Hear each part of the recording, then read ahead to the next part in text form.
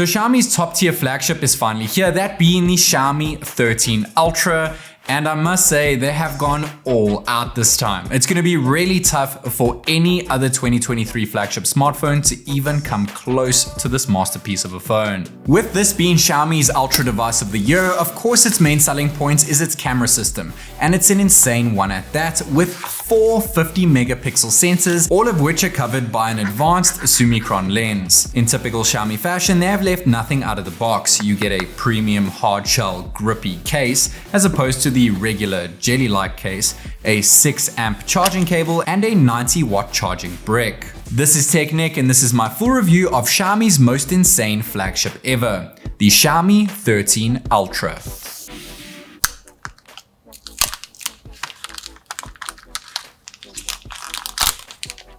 The device is about to hit shelves in mainland China on the 21st of April and will be coming to international markets in the next few months. Global pricing is still unknown at this time, but you can expect it to cost even more than the Xiaomi 13 Pro, which released globally in February for €12.99. That said, the Chinese price of the 13 Ultra comes in at just 5,999 RMB for the base 12GB RAM, 256GB storage variant, which is actually $500 cheaper than the same spec 12S Ultra at launch. That's roughly €790, but you can expect global prices to be a lot higher than that. The Xiaomi 13 Ultra still adopts the same circular camera module design that we saw in its predecessor, but its overall design aesthetic has changed. And I must say, I like it. I really like it. The 13 Ultra's design pays tribute to the classic look of Leica's M camera series with its circular module, and underneath that massive lens is an elevated portion of the backplate which curves down to the bottom half of the phone. Not to mention the top and bottom edges of the phone taper into the metal frames for a more comfortable experience when taking photos in landscape orientation, much like a traditional camera. Speaking of regular cameras, it also has a grippy eco leather back design made from antibacterial nanotech silicon leather. And of course, we can't forget about that signature gold ring wrapping around the camera module, which is apparent in all 3 color options, that being the one that I have known simply as black, as well as white or olive green, all of which have the same eco leather back. All colorways also sport a matte finished aluminum frame, which is apparently 4.4 times stronger than last year, and it comes in different shades depending on which color you decide to pick up. And it's good to see the frames are more squared off this year, making for a more solid feel in the hand. That said, its thickness has remained the same as its predecessor at 9.06mm, but it is a tad heavier this time at 227 grams as opposed to last year's 225 grams. The device also has the same IP68 dust and water certification we saw in last year's model,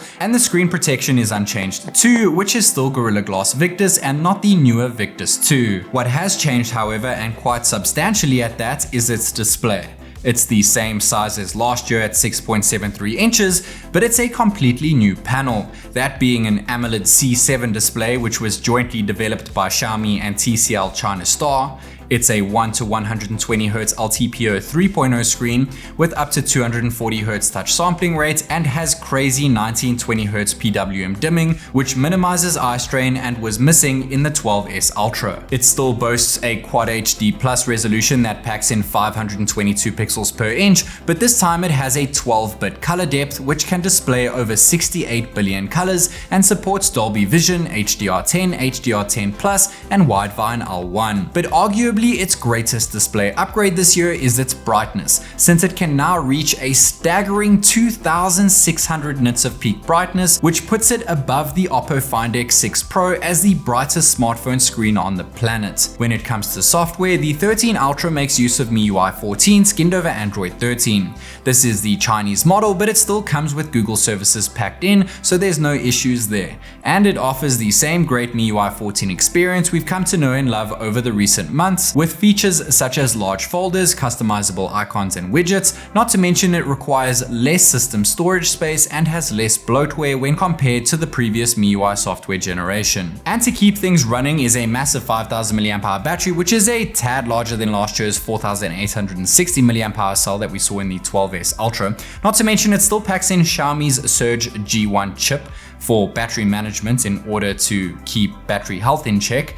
And now we have a new feature known as hibernation mode, which actually automatically kicks in when your phone's battery level drops to 1%, and then it allows for an extra 60 minutes of standby time. Xiaomi have also increased wide charging speeds from 67 watts to 90 watts, which will get your phone to 100% in just 35 minutes, and while wireless charging has remained the same at 50 watts, it can now get to 100% in 49 minutes as opposed to last year's 52 minutes, despite it now having a larger battery. And to keep things cool while charging, using the cameras or playing games, is Xiaomi's new self-developed Loop liquid cool technology. This is the first aerospace grade large toroidal cooling system ever seen in a smartphone. This one-way conduction through vapor liquid separation leads to 3 times the conductivity of a traditional vapor chamber. This of course also keeps things cool when running demanding apps or benchmarks, so it's no surprise to see the Xiaomi 13 Ultra become the new king of AnTuTu, Geekbench 5, Geekbench 6, and 3D Mark Wildlife Extreme, since it houses Qualcomm's powerhouse Snapdragon 8 Gen 2 chipset, up to 16 gigs of faster LPDDR5X RAM, with an option for an additional 7 gigs thanks to memory extension, and up to 1 terabyte of next-gen UFS 4.0 storage. All of these specs not only help achieve high benchmark scores, but also aid in superb gaming performance, and thanks to its high refresh rate display, we managed to get an average 120 FPS in Real Racing 3, so long as you clear the battery and performance data before opening the game, else it's gonna cap at 60 FPS. We also managed to get a solid 90 FPS while playing Call of Duty Mobile when set to ultra frame rate mode, and a stable 60 FPS most of the time when playing Genshin Impact, which is a rather demanding game, especially when setting all the graphical settings to the max, which is exactly what I've done here. Xiaomi's ultimate smartphone also packs in Bluetooth 5.3, NFC, 5G, and Wi-Fi 7, so connectivity is on point.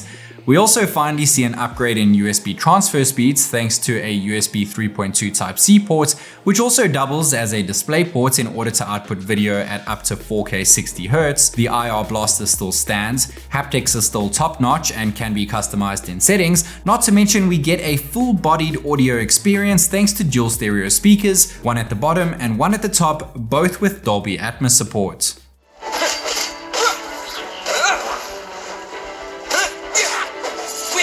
The Xiaomi 13 Ultra is no doubt a beast when it comes to benchmark scores and gaming performance, among other specs too. But the thing that truly separates this beast from other flagships out there is camera performance. So let's get started with selfies. The 13 Ultra has a tiny punch hole notch at the top center of its screen, which houses an identical selfie camera to the one that we saw on the 13 Pro. That being a 21mm 32 megapixel f2.0 sensor, which packs in dynamic framing thanks to its 89.6 degree field of view, which allows us to get further out at 0.8x, but the 1x crop still comes out slightly better, not to mention you can only take selfie portraits at this crop. That said, selfies on the 13 Ultra pack in plenty detail, come out crystal clear most of the time, and output fantastic edge detection in portrait mode. What's up guys, this is TechNick recording a 1080p 60 FPS selfie video on the brand new Xiaomi 13 Ultra. Let me know your thoughts of the video quality as well as the microphone quality. And this is 1080p 30 FPS bokeh selfie video on the brand new Xiaomi 13 Ultra. And I have changed the audio setting to frontal sound only. So let me know your thoughts on the video as well as the audio quality when set to bokeh video. It's just unfortunate that there's no 4K video recording when recording with selfie cam on the brand new Xiaomi 13 Ultra. It's good to see that we now have an option for 60 FPS selfie video, but 30 still seems to be the sweet spot for recording selfie videos at night, which aren't record breaking by any means, but manage to do a great job nonetheless in bokeh or regular mode, especially in terms of brightness, since both modes dial back the frame rate to 25 FPS when shooting at night. Selfie photos at night come out looking better than what I was expecting thanks to a fantastic night mode option, and while I sometimes look a tad too polished even when beautify mode is disabled, overall I'm pleased with the results, especially when it comes to taking portrait selfies, which offer fairly decent edge detection even at night. So selfies come out more than decent, and I'm really happy to see selfie videos now able to reach 60 FPS, but there's still no 4K selfie video, which honestly is a must for a 2023 flagship at this caliber.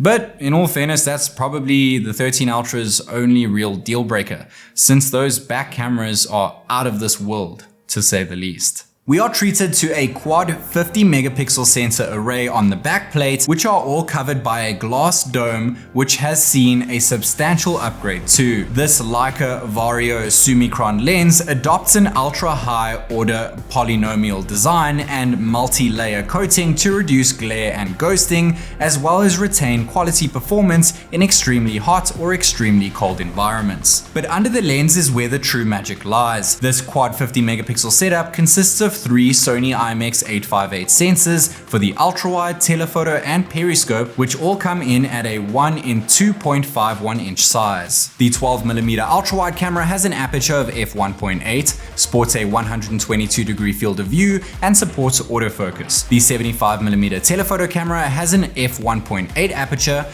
can reach 3.2 times optical zoom, and makes use of phase detection autofocus as well as optical image stabilization. The 120mm periscope has an f3.0 aperture, can reach a max optical zoom of 5 times, max in-sensor lossless zoom of 10 times, and max digital zoom of 120 times. It also incorporates PDAF and OIS. And the last snapper is no doubt the massive Sony IMX989 1-inch type sensor, which is used for the main camera. It has a 23mm focal length, also offers in-sensor lossless zoom but at a 2 times level, and takes full advantage of multi-directional PDAF, laser autofocus, and hyper OIS. Now I know what you're thinking. How is this main camera any different from the one that we saw on the Xiaomi 13 Pro and Xiaomi 12S Ultra, which both offer the exact same IMX989 sensor? Well, there's a twist. An aperture twist, I should say. You see, it still has the same f1.9 aperture as before, but this time it's variable, which means it can physically adjust between 2 stops, that being the standard f1.9 aperture and an additional f4.0 aperture. The f1.9 mode opens wide for the shallowest depth of field, which is great for close-up natural depth shots, while the f4.0 mode has the largest depth of field, which is great for further away shots since it keeps more in focus for a sharper image. We also get a TOF 3D laser focusing sensor for autofocus and depth mapping, and of course we can't forget about the Leica partnership, which offers different Leica portrait styles, filters, and more, but more notably, still provides us with 2 photogenic styles, Leica Vibrant and Leica Authentic. And you can use these different Leica styles with any of the 4 camera sensors. Leica Vibrant is brighter and more color rich, while Authentic offers a more true to life representation of the scene. But since most users would likely use Leica Vibrant more often, that's what we'll be sticking to for the remainder of these photos. Leica goodness aside, it's time to focus on this fantastic variable aperture. On the left we have the main set to f1.9 and the right to f4.0 aperture. Taking a pic like this, which requires a larger depth of field, it's evident that the 4.0 mode offers better light handling, resulting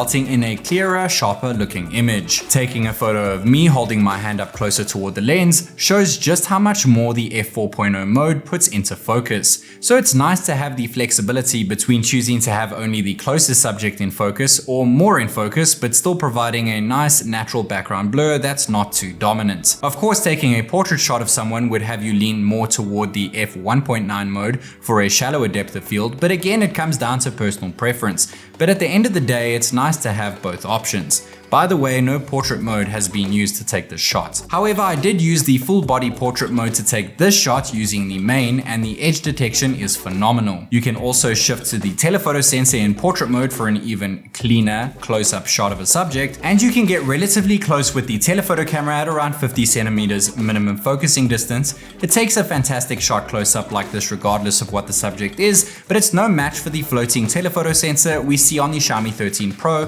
which has a focal range from 10 centimeters to infinity. But if you would like to get even closer, you'll be happy to hear that the ultra-wide camera has a macro mode option for a 5 centimeter focusing distance. The ultra-wide camera also takes a fantastic shot in native 50 megapixel mode, but looks brighter and more well balanced once binned down to 12.5 megapixels. The main sensor produces even better shots, whether taking a native or bin shot, and it's nice to see the color tones are rather similar across all sensors. We also have 2 times in-sensor lossless zoom this time around, which is used with the main sensor and looks just as sharp as taking a native or bin shot with the telephoto at 3.2 times optical zoom. The periscope takes 5 times optically zoomed shots at a 120mm focal range and produces colors on a slightly lighter color palette, which is slightly darker and more balanced when binned down. The periscope also makes use of in-sensor lossless zoom tech, but at a 10 times zoom level, and the results come out arguably the same as if it were to have a 10 times optically zoomed sensor. Things start to get washed out at 30 times digital zoom, but it still looks fantastic when compared to other camera smartphones at this range,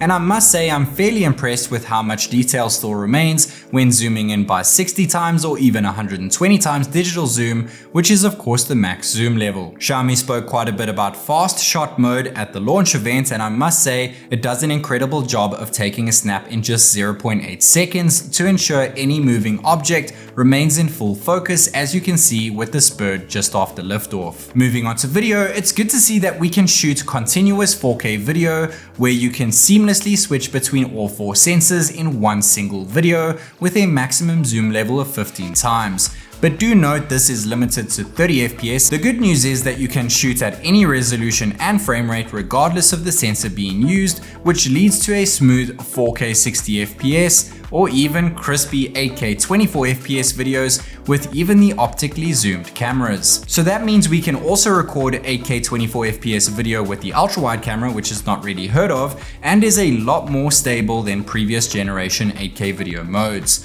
Not to mention 4K 60 FPS ultra-wide videos come out stunning, aside from a few focusing issues at times, but that should be addressed with a future software update. There is also a steady video pro mode which utilizes the ultra-wide camera but is capped at 1080p 30 FPS and comes out very stable. The regular steady video mode uses the main camera. It's also limited to full HD, and while it's quite stable, it tends to slant a bit at times. Using the main to record 4K 60 FPS video looks outright gorgeous and possibly the best I've ever seen an Android produce. Not to mention that 8K video using the main is extremely packed with detail, but probably more suited for recording while standing still. There's also an option for ridiculous 1920 FPS slow motion video at a 1080p resolution, which is literally frame by frame. And we can shoot 4K 60 FPS Dolby Vision video and it looks incredible. It might be limited to just the main sensor, but this is probably the first time I've ever seen a phone support 60 FPS Dolby Vision video. Using the main camera to shoot 8K video of a subject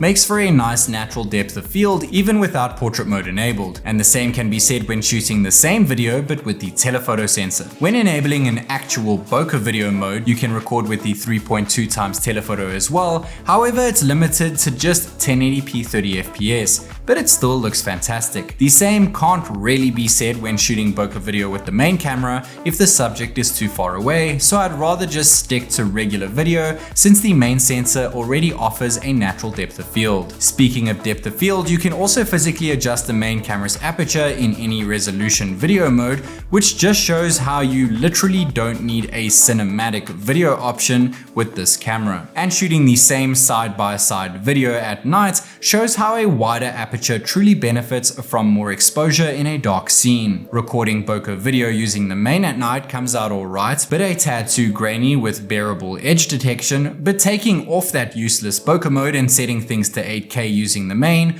once again proves how amazing this main camera sensor is. Of course, the main camera can shoot 4K video at 60 FPS, but 24 FPS at night tends to be the sweet spot for a good balance between detail and brightness, and if you would like things to get even brighter, there's also a 4K night video mode option, but this is limited to just the main camera. So there might not be a night video mode option for the ultra-wide camera, but when filming at 4K 24 FPS, things still come out very clear and a lot brighter than I was expecting. And things are on another level when taking photos at night with that ultra-wide camera. The main sensor set to f1.9 looks fantastic too and allows loads of light to enter the shot, but not too much to attribute to light noise. And while the 2 times in-sensor zoom looks decent at night as well, it's no match for the telephoto's quality 3.2 times optically zoomed shot. The periscope also packs in a great amount of detail at night, but suffers more in terms of light noise, and 10 times in-sensor zoom looks quite a lot better than I was expecting in such a low lit situation. Things again start to lose detail after 30 times digital zoom, and there is no night mode option for 30 times, 60 times, or 120 times max zoom,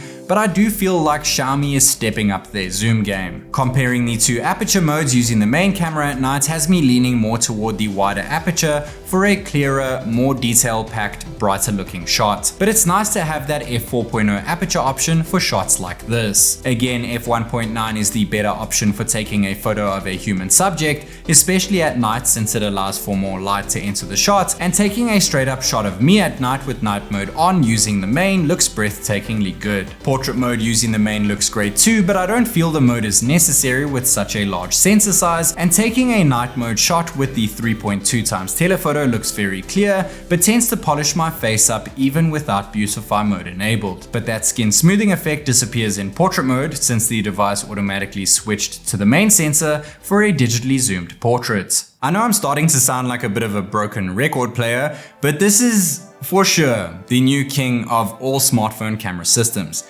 and this time by quite a large margin. You can shoot video at any resolution and any frame rate regardless of the sensor being used. There are multiple different focal lengths, and there's even a physical variable aperture 1-inch type sensor main camera. Not to mention the actual results kind of speak for themselves. They look out of this world incredible. And it's not only the cameras that make this phone so premium. Its screen is probably the best I've tested, and its design is certainly unique. Not to mention it also checks all the right boxes for a 2023 flagship. And this Xiaomi Ultra device is actually coming to the global market. Let me know your thoughts of Xiaomi's most ultimate smartphone in the comment section down below. This is TechNick, and I'll catch you in the next one.